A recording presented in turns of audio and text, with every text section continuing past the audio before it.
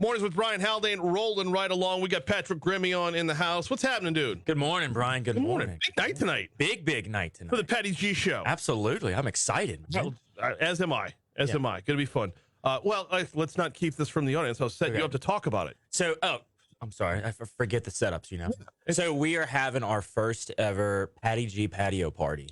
Okay. And what that's going to consist of is all of the past guests getting together. It's kind of a thank you from me to them for coming on the show whenever they did. We've got people from every season coming. So we've got our first and second guests ever of the show going to be there. Okay. As well as our most recent guests coming. So it's a big celebration. I'm hoping to kick it off as kind of a annual thing, semi-annual thing. We'll see how it goes in anticipation to have Baton Rouge business owners come together and basically talk about Baton Rouge, their business, and just kind of network. But there's no real agenda to the party. Right. But it's just going to organically happen is my hope. Where people are able to say, you know, I've been trying to get a hold of you, never could, blah, blah, blah. And hopefully some connections are made. Will there be any content created? Oh, my gosh. Yes. The gear will be all set up and ready to roll? So we're not filming an episode per se, but we are going to have our media team out there filming, taking photos, and really documenting the whole night. Okay. It's still up in the air if I will say a few words or not, who knows. But at the end of the day, it's going to be a very fun event. That turned very self-important very fast. Have my team hammer out a speech. Got a teleprompter set up in the corner. Something small, really small, really small, totally. Low key, you know. We're not breaking into network coverage or anything, but there may be words spoken. All right, we get stuff to talk about. I booked 107.3 FM for the time frame, so we're gonna air it live. Yeah, absolutely. Let's talk business real quick, and then we'll get back around to this week's installment of the Patty G Show. Let's talk about training. I don't know if we talk about this enough. When it comes to culture within the business, I don't think you can overvalue training, not just on the front end, but throughout. I think from the entire time you hire the person to the time the person either leaves or the company goes out of business, whatever comes first, you've got to be training continuously. And oftentimes you'll have employers or managers won't figure out they didn't train adequately until an exit interview or until someone gives them their 2 weeks notice. Because there was some reason that they couldn't either do their job, they didn't feel fulfilled at their job, or maybe they weren't doing a good job for what their skill set was. And they were just placed somewhere. And so if you don't take the time to train them on what they're doing and work with them each and every day or as often as you can, you kind of get some people that either get burnt out or say, I don't know what I'm doing and I don't feel like I'm adequately fulfilling my job requirements. And so I'm out. Training is a very broad term. Yes. It can mean a million different things. And I think one of the parts of training that gets overlooked is the stuff you don't do on a day-to-day basis or isn't part of your specific job description. Good example here is an area where you can find workarounds within the job that you don't have to find workarounds. Learning different kinds of software that don't necessarily... Okay, I'll give you an example from my job, okay? I hate Excel. I don't like using Excel. Why? I'm terrible at it. I could be a lot better at it. And I know that if I put in the time and the effort and got training on Excel, I could stop doing things in other formats and probably end up saving myself a lot of time in the long run, but I have to invest that time on the front end because I haven't used Excel in a decade. Yeah. So I continually find ways around it. It takes me longer. I have to do a lot of math in my head. And see, we are the exact opposite side of that within our industry.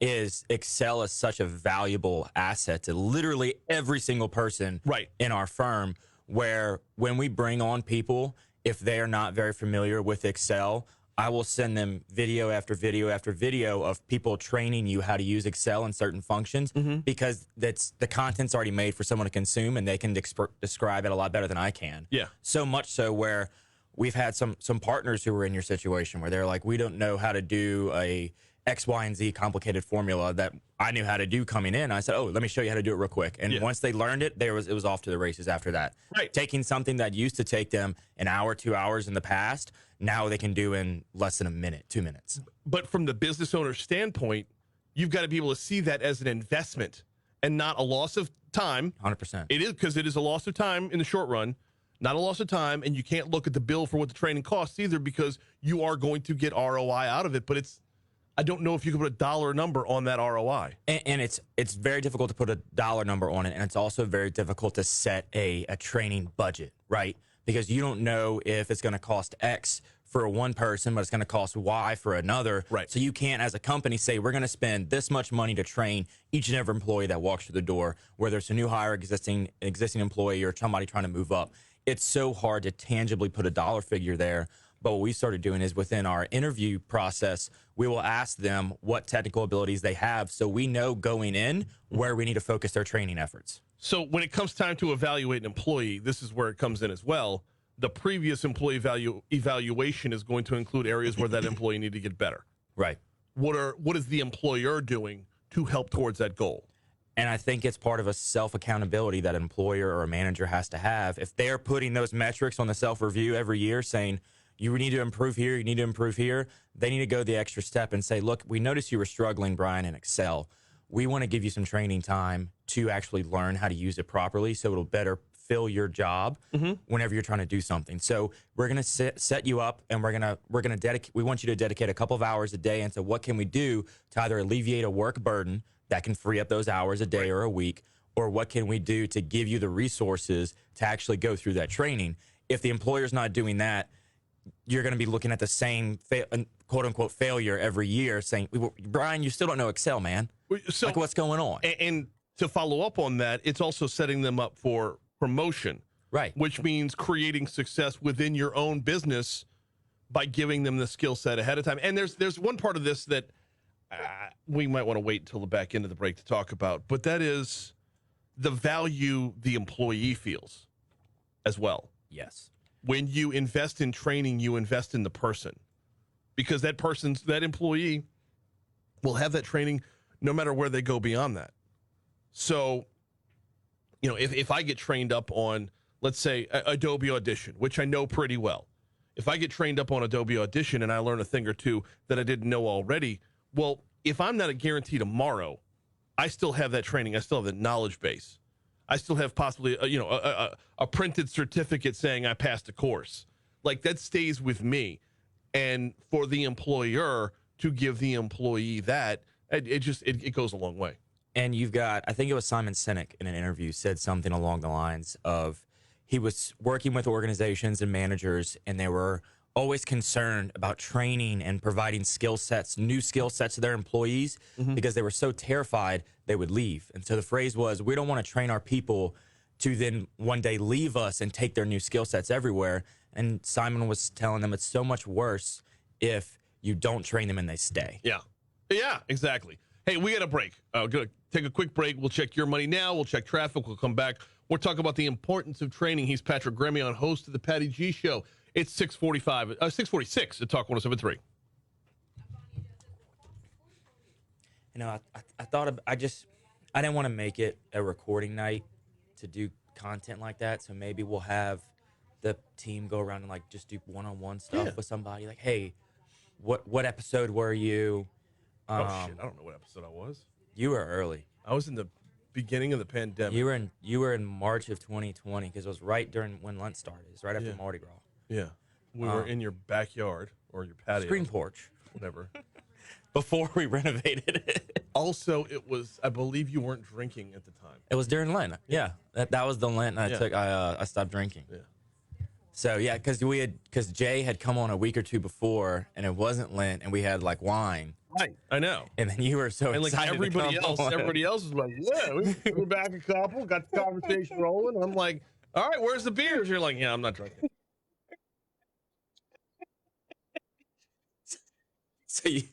So your response would be, I was there for the sober episode. I was there for the sober episode.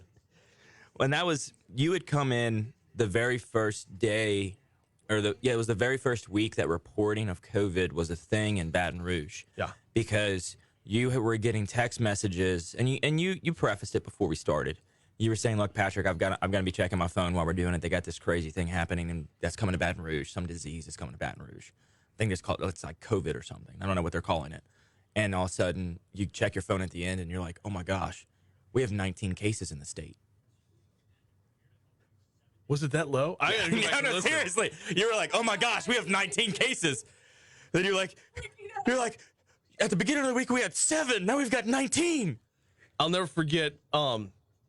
Abby was doing gymnastics over at LSU, and my buddy Paul Lapros and Paul's daughter was in the same gymnastics class, and it was right before the shutdown. I guess it was about 2-3 weeks before the shutdown, and we're just standing there like yapping back and forth during gymnastics practice, and I'm like, I'll be damned, I am not dedicating all my show to this. There's no way. I'm not gonna do it. It's there. And then, sure enough, like 2 weeks later, I'm running 2 shows a day. Me and Condon's still calling it Corvid-19. Okay, and then y'all started, because then whenever we were working from home, y'all started doing all day. Like you and Con. Yeah. Well, then, because you would do your normal show 6 to 9, and then you and Connor were 9 to 12. No, it wasn't 9 to 12. There was a 2-hour break in between. Okay. I know because I napped. It was, I think it was 6 to 8 and then 10 to 1. Because my show was 2 hours originally. Right. Oh, yeah, that's right. This was before it was 3 hours. Yeah.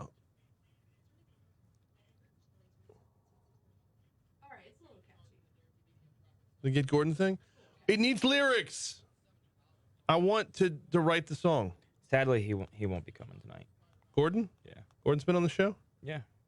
Yeah, he messaged me and said, "Hey man, can't make it. I've got a out of town meeting." So I finally get to meet him in person. I've talked to him on the phone before. I finally got to meet him in person at Washington Mardi Gras. Mm-hmm. Super impressed. Oh, dude. He's awesome. I'm telling you, he is, while he's got this big advertising personality, guy, big guy on a truck and whatnot, when you meet him, like when he came on the show, we literally sat down and like had a beer before we started recording. Coolest dude ever. Yeah. So down to earth. Like whenever his answer of like faith, family first before anything. It's true. It's legit. Yeah. It's authentic. It's raw. It's to the point where you're like, you don't do that enough in your advertising. Mm-hmm. Yeah, and You were episode 23, March 18th, 2020. All right. your episode was 1 hour and 11 minutes. I'm sure I rambled. Yeah.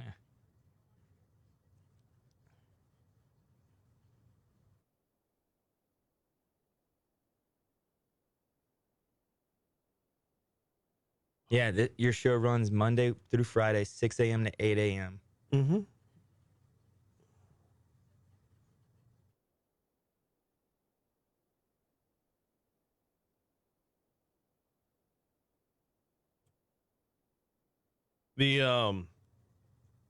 Yeah, I sat at Gordon's table up at Washington Mardi Gras. You know, okay, this is gonna sound like brown nose, but like just between it.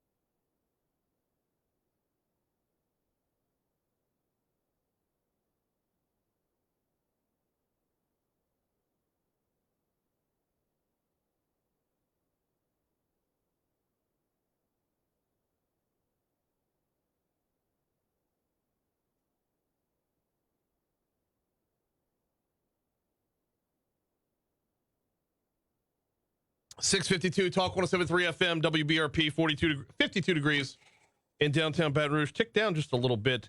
That's normal. We got Patrick Grimion in the house, host of the Patty G Show. Talk about the importance of training on the job. You know, We're going to talk about training in restaurants in just a minute because, well, number one, it ties into your guest for this week.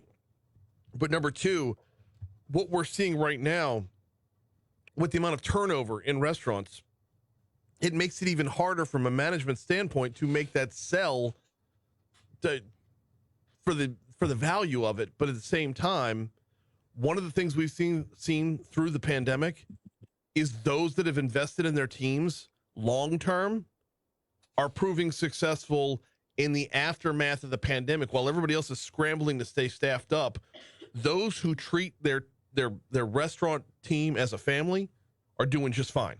And it's not even just about the restaurant side of things. It's about every business. Every business that's taking the time. It's the most exacerbated, but you're right. It is every business. It's every business. If you've been looking at your staff and whether you're training them, you're having interviews with them and just kind of pop-ins every now and again. I mean, we talk about this time and time again about the importance of it, but it just plays out in reality where business owners who take the time to have pop-ins, have check-ins, see what you need, you realize the time you spend with your employees and you've given back to them, whether it's through training, whether it's through feedback, plays out in the long term.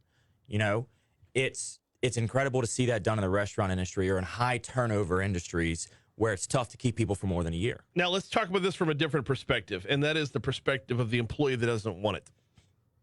I don't need that. That's not part of my job. To me, that's two different things right there. Number one, it's a big red flag that you got to go. If you don't have a willingness to grow or a want to grow your own skill set and improve the team along with, then you're never going to be more than what you are today. Like, I think they call it quiet quitting. So, okay, but yeah, if that's an active choice versus a personality trait. Oh, so you're talking from a personality standpoint. Yeah. Okay. Yeah. And those employees are tough to get through if ever possible. Great example, again, within this business is radio is an auditory medium, right? We are over a radio signal. Adding social media and video components to this, there was a very long and hard look at how far we go and a serious evaluation of, well, I don't need to do that. I'm a radio guy. Well, no, you're not. You're an entertainer, and you need to be an entertainer on all mediums. Social media is now a part of this. And, I mean, a lot of people, industry-wide, a lot of people have retired, moved on, whatever, as a result of that staunch stance of, I don't need to change my skill set to keep up with today. And I don't know if that's quiet quitting or if that's just a changing of the guard. I don't think it is quiet quitting in that respect. I think it's more not believing that the changes are going to stick around for the long term because they've been in the business for so long. You typically see that a lot more in folks that have been there for a decade plus who have always done something the way they've done something. Mm-hmm. And then now this change or these new ideas are coming into play, and it's very difficult to teach an old dog new tricks. It is, but this is where we're at now. Nobody has the same gig. Right. Though. Nobody has the same gig for 40 years, takes their pension, and calls it a day. And even then, over those 40 years, no job ever remains the same, especially within the advancement of technology, the advancement of people's needs, their attention span, et cetera. No job, even if you are in the same field or under the same company for 40 years, your job description is going to constantly be changing. But if your reply to your manager is, no thanks, I'm good, I'm going to keep doing what I'm doing. Right. Don't worry about it. Then they're going to do a variety of things, either stop investing in you and just know that, great, this one task is always going to get done by X, Y, and Z person. But from that end, when that task changes and that skills, because nothing is static, when that task changes, you're obsolete. And not being able to have that foresight is just hurting people hurting people over the past few years. And it's only going to be exacerbated. Yeah, and when you become obsolete, you're then going to essentially lose your job, and you're going to be challenged to find a new job because the next employer is not going to want somebody to just be stagnant in one position doing one thing all the time. Hey, we mentioned quiet quitting. I got to take a couple seconds to apologize to Bayou Gal on Twitter. This is my fault. She sent over an article about quiet hiring, and we were supposed to talk about this week. Quiet hiring? Yeah, well, and I flew right past it. Yeah. There's always next Let's week. do quiet hiring next week. Hey, what's coming up on the show this week? This week we have Mestizos. Ooh, I love Mestizos. It was a great time sitting down with Jim, and he talked all about the importance of everything we discussed today within his restaurant and what he has recognized as being the main carrier for keeping his people year over year. Yeah. You know, when you sit and you look at your roster of your team members on your work staff and they're there on January 1st, you're never going to guarantee that they're going to be there the next January 1st. Yeah. But what he's found out is by doing what he's doing, taking the time to adequately train every staff member, give them time off when need be, and be accommodating as best as he can, and just make them a good family unit. He's had people that have been there for 2 years, 3 years, and it's just he's he's beating the system when it comes to turnover in the restaurant industry. Does he like where he's at? His location? Do y'all talk about that, or is that an off the air? Okay. No, we talk about Well, it. because when he moved into that location, which used to be a Denny's, when he moved into that location, there was 300 hotel rooms behind him. Mm-hmm. That's a lot of business right there. That's now leveled. That's flat ground now. It's On Acadian and I-10 is where they're at. It's so you have that, right? So you have the loss of the foot traffic from those hotels that were there.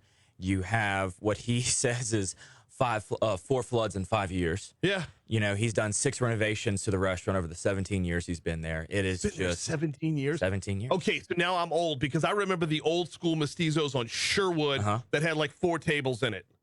It had 15 four tops. I'm not buying that. It could sit 60 people. I used to go all He the had time. 15 parking spots. Oh, ridiculous.